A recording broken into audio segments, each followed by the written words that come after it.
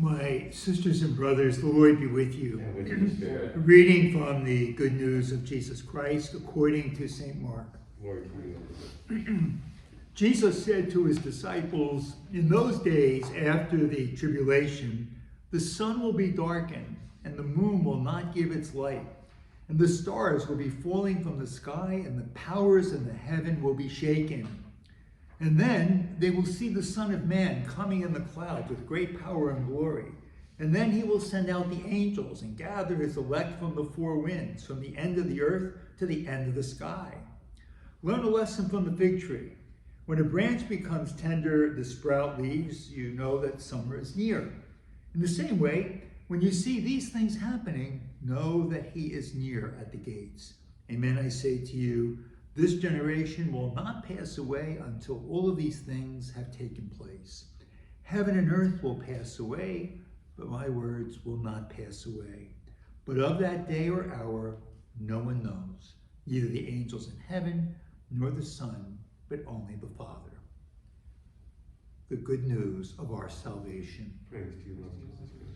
And so, my brothers and sisters, 2 or 3 years ago, I was walking down 7th Avenue in Manhattan, and they had these street preachers were standing on a corner, and I don't know why they singled me out, but they did, and they yelled over at me, "Are you saved?"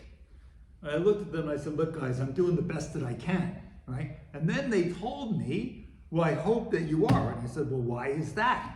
They said, "Well, because the world is about to end," and they gave on such and such a date. And I said, "Impossible." They, "What do you mean impossible?"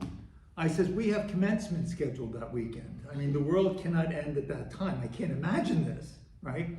And I kind of went my merry way, right?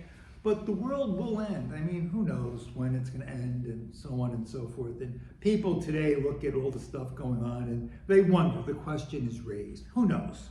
Who knows? But there are two images that come to mind. One is the image of the third day. And in the third day of creation, God creates the waters, but he also creates the dry land at the same time. And what's interesting is this. Every day, in a sense, is the third day. Why? God gives us a place to stand and a place to be when so many things are changing around us, when there is so much uncertainty. We have a place to stand in a changing and shifting world. And I often think of this when I look at trapeze artists, which, by the way, as a young boy, I wanted to be a trapeze artist, but that's a whole other story. It's a good thing I didn't. I think I chose the right vocation.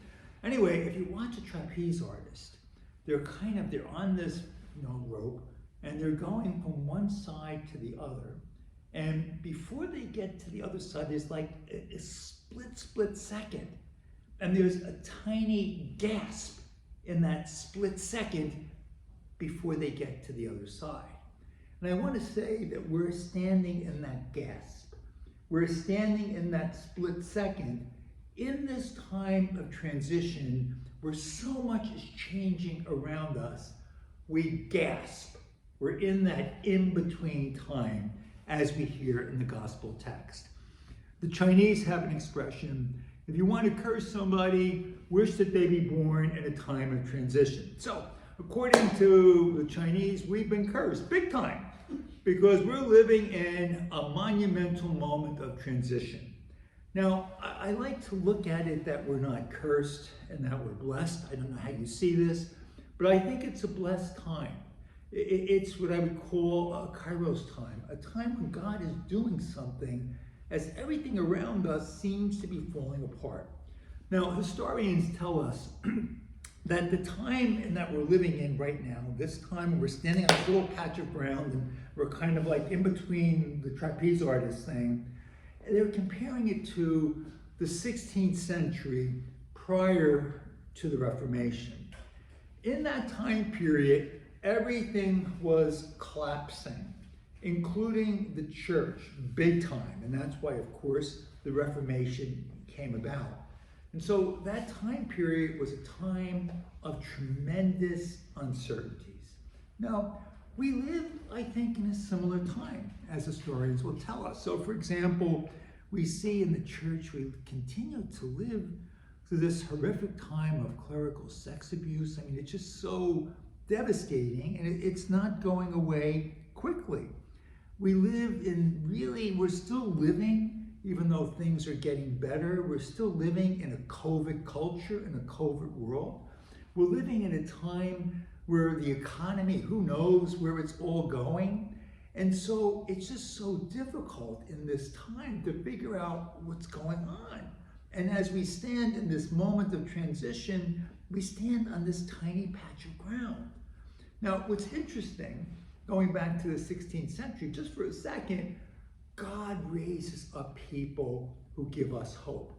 So at that time, for example, Teresa of Avila, John of the Cross, Ignatius of Loyola, these great saints come out of that very difficult time period. And I want to propose to you that maybe that's what's going on now. Bernard Lonergan tells us that it's not the theologians that are going to save the church, but the saints. And so I like to look at this. We're living in the age of saints. Now, in the gospel text, we hear something that was really quite devastating for the Jews of the first century. And it's Jesus talking about the destruction of the temple. Now, in fact, in 70 AD, the temple was destroyed. This is beyond our imagination. When you see pictures of what the temple probably looked like, all of Jewish life in that time period centered on the temple. There was nothing more important to the Jews at that time than the temple. And it was truly a glorious place. So to see this place destroyed by the Roman soldiers at the time was beyond devastation for the Jews. And it was a time of monumental transition. I mean, an analogy that limps a bit, but I will give it anyway. If you take St. Peter's Basilica in Rome, imagine for a moment, God forbid, that St. Peter's Basilica, this magnificent structure, should be destroyed. It's the center of Catholicism. Imagine if it was destroyed, where it would leave us. And this is what it was like for the Jews of the first century, when in fact they lost the temple. Their whole world fell apart. And the Jews at that time were going around saying, the world is ending. Are you saved? And we're living in that similar time period. So where do we go with this? There's a poet who put it this way. He wrote, "Be still, my soul, and learn to wait without hope. Be still, my soul, and learn to wait without hope, for it would be hope for the wrong reason." Meaning this: we should not rush to get beyond this time of transition. I wish it were over this minute. Well, the fact of the matter is, it's not going to be over in this minute. So it's living with uncertainties. And I want to suggest to you that at the end of the day, I truly believe God is more in the questions than in the answers. And in that sense, we're living in a blessed time. We're living in a time where we're flooded with questions and not with a lot of answers. God has half a chance of jumping in. And in times such as this, the saints arise, or they rise up among us. And so I just leave you with two very simple things.